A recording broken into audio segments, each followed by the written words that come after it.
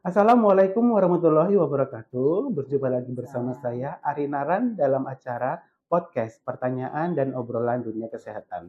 Oke, podcast kita kali ini adalah tentang penyakit paru ya, salah satu penyakit paru karena kita juga memperingati Hari Paru Sedunia yang jatuh pada tanggal 25 September 2024. Oke, sudah bersama kita Dr. Epi, spesialis paru. Ya, beliau merupakan salah satu dokter yang praktek di Rumah Sakit Permata Hati. Selamat datang, dokter. Ya. Assalamualaikum. Waalaikumsalam. Apa kabarnya nih, dok?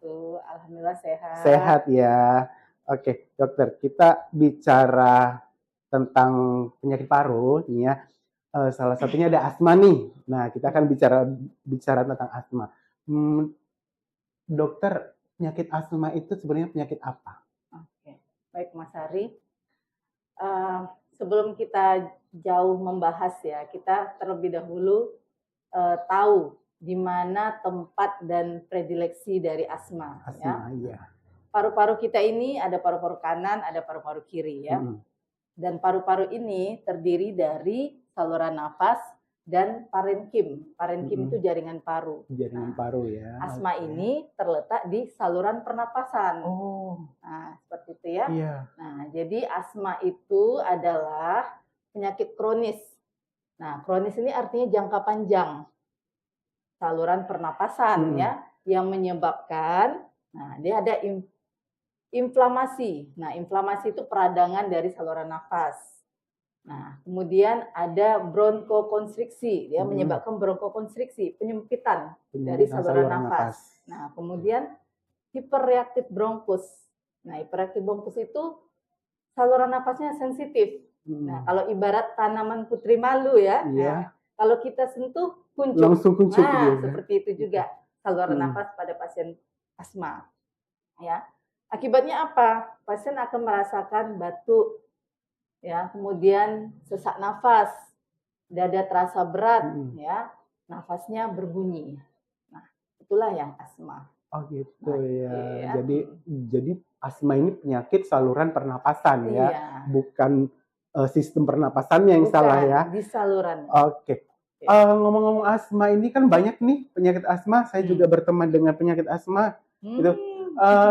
Asma ini menular nggak, dok? Nah, ya. Jadi kalau penyakit paru untuk kategori besarnya ya, ada penyakit infeksi dan ada penyakit non infeksi. Nah, kalau penyakit infeksi, penyakit yang disebabkan oleh mikroorganisme. Nah, seperti bakteri, virus, jamur. Nah, penyakit infeksi ini menular. Yang sering kita temui salah satunya adalah TB ya, tuberkulosis.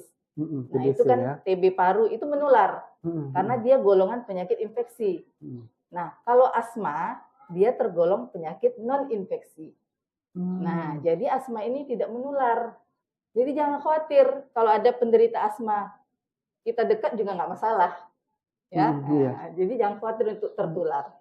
Oh, berarti asma ini tidak menular? Tidak. Atau keturunan kali ya, dok ya? Nah, kalau asma ya penyakit genetik. Genetik ya. Nah, ya. Penyakit genetik artinya penyakit yang diturunkan. Nah, kalau orang tuanya, kedua orang tua atau salah satu dari orang tua menderita asma. Nah, jadi anak-anaknya tidak menutup kemungkinan juga bisa menderita asma karena dia diturunkan. Karena dia merupakan faktor genetik. Faktor genetik, keturunan ya. Iya. Oke. Ini kan asma bisa diderita oleh orang dewasa nih. Bisa. Ya kan? Mulai dari anak-anak sampai dewasa. Bisa. Nah, sebenarnya asma itu bisa disembuhkan nggak, dok? Oke. Ya, kalau untuk penderita asma, anak-anak bisa menderita asma. Dewasa bisa. Jadi nggak ada batasan umur ya, Mas Ari ya. Anak-anak bisa, dewasa bisa. Tapi karena dia faktor genetik tadi nih diturunkan, jadi waktu kecil pun dia sudah terserang asma. Nah, sampai dewasa. Gitu. Bisa disembuhkan? Tidak. Enggak ya. Asma tidak bisa disembuhkan, tetapi dia bisa dikontrol. Oh, berarti bisa dinetralkan. Bisa dikendalikan. Nah, kenapa bisa dikendalikan?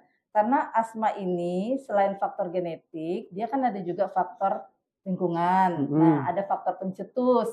Nah, faktor pencetusnya ini yang harus dikendalikan. Oh, gitu. Pemicunya apa? Ya, misal ada pasien dengan makan makanan laut, ya, seperti seafood, ya, udang-udangan, cumi, kerang, asmanya kambuh. Berarti dia harus hindari.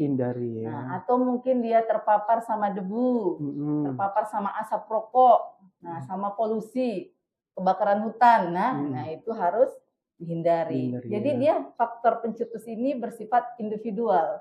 Nggak sama satu pasien dengan pasien yang lain. Oh gitu, beda-beda ya? Beda-beda. Tapi dia harus kenali, dia sendiri yang tahu faktor apa yang memicu sehingga serangan asmanya asma kambuh. Ya.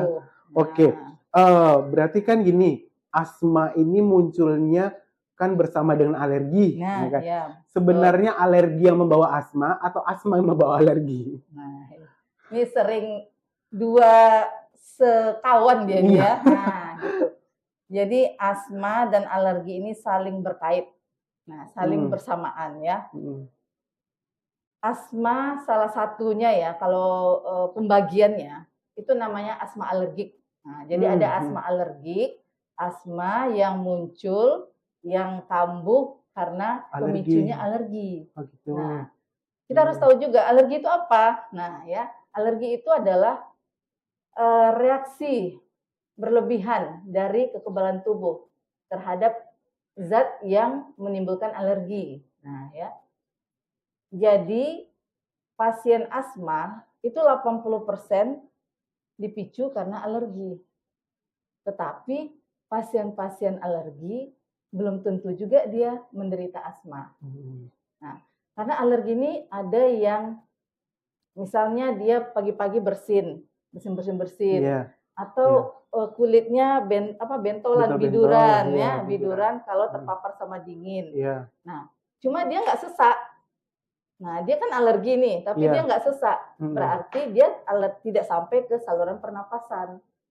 Nah, jadi kalau orang asma, dia pasti alergi. Tapi orang alergi belum tentu dia jatuh ke asma. Oh gitu. Nah, seperti itu.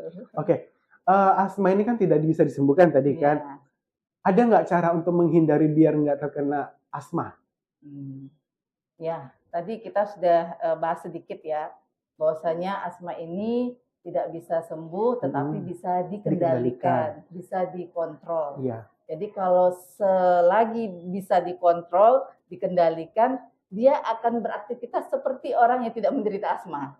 Dia bisa beraktivitas seperti biasa. Seperti orang normal ya. Jadi yang paling penting pertama kenali dan hindari. Nah, dia tahu ini faktor pemicu dia serangan, dia harus ingat. Nah, berarti dia harus hindari. Nah, sehingga dia tidak terjadi serangan. Nah, yang kita takutkan kan terjadi serangan. Udah terjadi serangan, pasien udah sesaknya hebat, beraktivitas tidak bisa lagi, ya. Nah, kemudian obat ya. Kalau dia menderita asma, dia harus menggunakan obat. Obat pada asma ini ada dua. Yang pertama obat pelega. Obat pelega ini obat yang diberikan pada saat pasien serangan. Pada saat serangan terjadi bronkokonstriksi, menyempit saluran nafas, otot saluran nafasnya kaku, menyempit, kita berikan obat pelega. Jadi langsung lapang ya, saluran nafasnya jadi melebar lagi. Terhindarlah, sesaknya pun berkurang ya. Nah, sudah teratasi sesaknya, serangannya, dia harus menggunakan obat controller. Nah, obat controller inilah yang digunakan setiap hari. Oh, gitu. Nah, tujuannya supaya tidak kambuh lagi serangan. Nah, jadi dia menggunakan dua obat pelega dan obat controller. Di saat sudah terkontrol, dia cukup pakai obat controller aja.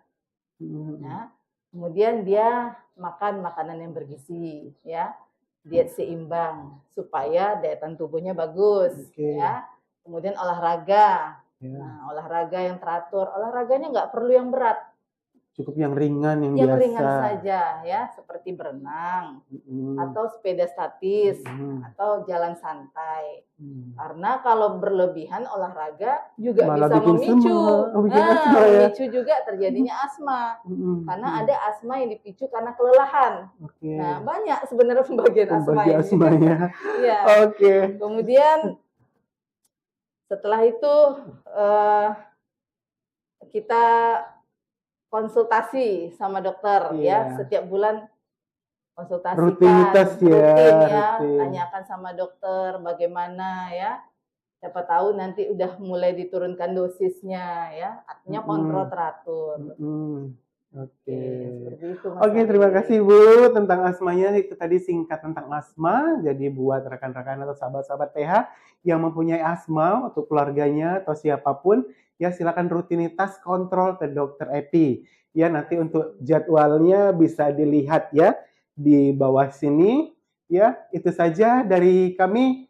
Saya akhiri, wabillahi taufiq walhidayah. Wassalamualaikum warahmatullahi wabarakatuh. Rumah sakit permata hati, kau visi misi muliamu, pelayanan kesehatan termutu dan profesional.